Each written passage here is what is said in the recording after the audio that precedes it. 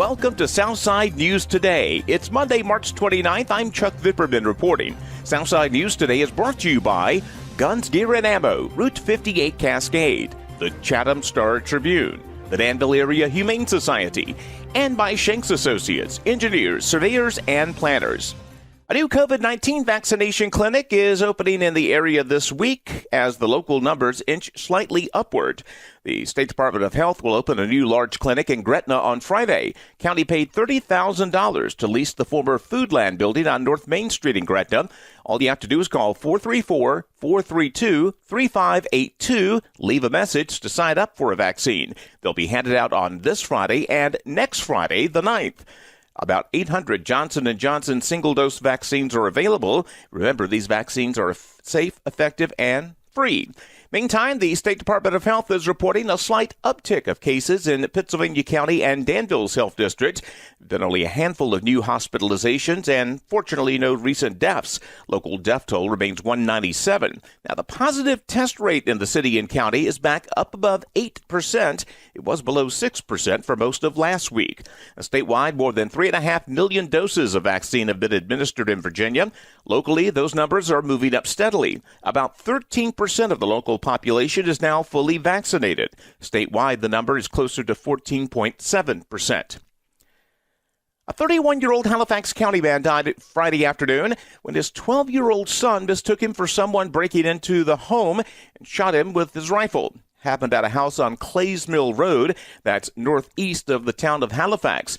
Halifax County Sheriff Fred Clark says the boy had been home alone and something scared him earlier in the day and he got his gun, a .22 caliber rifle. Later in the day, parents came home at a different time than usual. That's when the son heard someone at the door. He shot down the hallway. Authorities say the victim died at the scene. The shooting's still under investigation. No charges have been filed. So far, no names have been released. A Bedford County man faces charges after allegedly driving a Danville Utilities vehicle to his ex-girlfriend's house last month in Montvale. 34-year-old Jonathan Aubrey May charged with unauthorized use of a vehicle.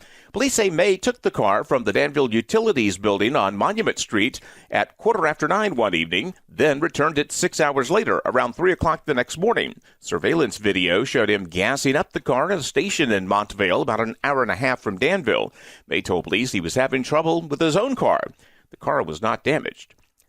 Well, the far northern end of Pittsylvania County is well on its way to getting a new up-to-date EMS station. Officials broke ground last week in Hurt. $2.7 million from the Coronavirus Relief Act is paying for the new facility, along with 5 new ambulances and medical equipment. It'll be built right off Route 29. That facility will include twin vehicle bays, an office, and a sleeping area. They hope to have it fully ready by September. God's Pit Crew had a busy weekend helping out tornado victims in the South, then heading north to help a church with a very special urban mission. The Danville-based relief group sent a tractor-trailer load of blessing buckets, relief supplies, and other materials to Birmingham, Alabama Saturday. Another team of volunteers went down to Newnan, Georgia, where a tornado touched down, causing widespread damage on Thursday. They'll help cut fallen trees and remove debris. They also had a smaller team working in Laurinburg, North Carolina, to help those in need get rid of some trees that had fallen. Now, on top of all that, the God's Pit Crew was part of an amazing day of unity and outreach in Baltimore, Maryland yesterday. A group called Union Church of Baltimore, God's Pit Crew, provided them 80,000 pounds of food for this event. Food boxes and grocery bags were then delivered by the Union Church members in Baltimore to the area's needy, acting, quote, as the hands and feet of Jesus. Danville Utilities has earned a Platinum Award designation as a reliable public power provider. This from the American Public Power Association. The awards for providing customers with reliable and safe electric service. The platinum level, the second highest that a utility can achieve. Danville Utilities has received this designation multiple times. This year, it's platinum level. Only 275 of the 2,000 public power companies in the U.S. qualify. A big shot in the arm for a local group that prepares preschoolers for kindergarten success. Smart Beginnings Danville, Pennsylvania, is getting nearly $4 million from the Danville Regional Foundation for continuing their support of early childhood in Danville and Pittsylvania County. Director Ann Stratton tells River City TV this will boost efforts to help kids ages 5 and under. And big picture, our goal is to make sure that all children enter school physically, intellectually, and emotionally ready for success in life. Now, specifically, this grant will create a school readiness data system to track 100 data points. Local group has used previous grants to increase training and technical assistance for early childhood programs, working with infants and toddlers in need during the pandemic. They also want to use this money to step up their home service offerings. Right now, our community is funded to serve 40 to 60 households. You know, our goal is to get that number closer to 750 to 1,000. Wow. To really see a meaningful difference in the level and type of support that we can bring to homes and to young children. Stratton says there are 5,000 children 5 and under living in Danville and Pittsylvania County. About 3,000 of them live at 200% of the poverty level. In sports, the annual showdown for Piedmont District supremacy was a blowout. GW Eagles got season highs in rushing yards and total yards as they spanked the Magna Vista Warriors Friday 55-13. The game was moved to the Smith River Sports Complex because of a muddy field at Ridgeway. Didn't matter to Eagles senior Willie Edmonds. He ran wild on Friday. 20-yard line thereabouts. Jeb calls the signals, counter handoff to Willie in the backfield, trying to get to the outside. He will get it ahead. Here comes Willie. Boy, don't he look pretty. Willie's going to go down the right sideline. Willie is going to try to outrun everyone. Willie's going to do it. Willie's going to get an 81-yard touchdown run. Edmonds ended up with 305 yards rushing, the 5th most in a single game in Eagle history. Pretty impressive names on this list. The Eagles' defense also got into the act Friday. Second down at about 15 after the incompletion. Eagles up 20-6 over Magna Vista. 3-man front for GW's defense. A little pressure this time. Linebacker comes in. Passes overthrown and intercepted by GW. Xavion King. 1 block, 2 blocks. Right sideline. He's going to take it all the way.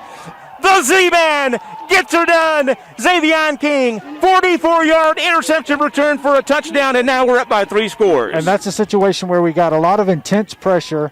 The ball was overthrown. King was sitting right there waiting on it and then had an escort into the end zone of guys blocking for him. The Eagles all but clinched the district title with the win. They'll next play Tuesday, hosting Bassett. Meantime, in Pittsylvania County, the last unbeaten team after 3 weeks of round-robin play, the Dan River Wildcats. Congratulations to Coach Brian Womack. They'll now try to win the county title this weekend. Let's stay on the positive side as we start this week. Here's Dr. Joey Fawcett. I'm Dr. Joey Fawcett, coaching you to live positive and increase your positivity with greater joy so you make a life worth living. Do you feel ridiculous sometimes? My wife and I went shopping when we were on a trip in Maui. She loved a bracelet we saw, but she decided not to get it, thought it was a little too expensive. So we left the shop. I sat down on the bench, told her to go ahead and I'd just catch up. I slipped back in the shop and bought the bracelet as a Christmas present. The associate put it in this really cute small red satin bag, which I hid until we returned home, and then I hid it in my dresser. Well, 6 months later, long after Christmas, really it was more like Easter, I cleaned out that dresser, found the red satin bag, opened it, and took out the bracelet. But I couldn't remember who I bought it for. I couldn't even remember when I bought it. So I called my wife over. Honey, opened this bag, showed her the bracelet, and said, who did I buy this for? She gasped and squealed and said, you got me the bracelet from Maui. And then I remembered everything. Yes, I did, I said, feeling a little ridiculous. Then I said, Happy Easter. Remind yourself that you're okay, no matter how ridiculous you may feel today. I mean, we all forget life's presents sometimes, right? Laugh at yourself, enjoy the moment, and make a life worth living as you live positive today. Coaching you to live positive today, I'm Dr. Joey Fawcett. Thanks, Dr. Joey, and that is Southside News Today. It's been brought to you by Guns, Gear, and Ammo, Route 58 Cascade, the Danville Area Humane Society, the Chatham Star Tribune, and by Shanks Associates, engineers, surveyors, and planners. I'm Chuck Vipperman. Have a great week.